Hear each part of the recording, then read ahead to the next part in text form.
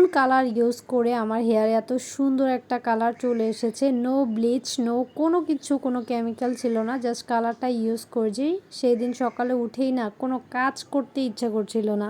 থাকে না এরকম দিন যে ডে, মানে আমার মতো আমি একটা দিন কাটাবো, তখন চিন্তা করলাম যে একটু হেয়ারে কালার করি।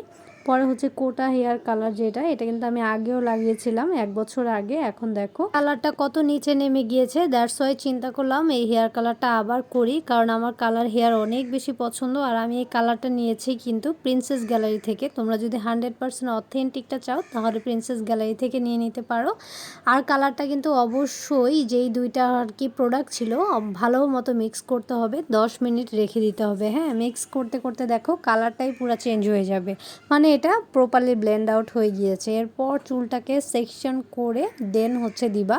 যদি ফুল হেয়ারে করতে চাও, আমি একদম সব টপ টু বটম সব জায়গায় দিব, দ্যাটস ওয়াই হচ্ছে পুরা চুলে করেছি।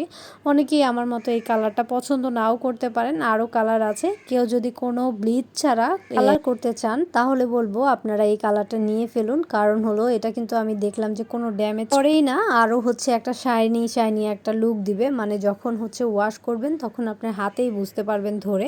আমি হলো এরকম একটা পেপার দিয়ে আমার হেয়ারটাকে একদম সুন্দর করে র্যাপ করে নিচ্ছিলাম। বাসায় যদি আপনাদের করার মতো কোনো কিছু না থাকে, না দিলেও চলবে। আমার বাসায় আসলে সব কিছুই আমি রাখি, এজন্য ছিল। তারপরে দেখো ঠিক 1 ঘন্টা রাখার পরে এই কালারটা কিন্তু আস্তে আস্তে কমে যাবে, মানে শ্যাম্পু করার পরে। ভয় পাওয়ার কোনো কারণ নাই। তো ভালো লাগলে একটু অবশ্যই ভিডিওটা শেয়ার করে দিও।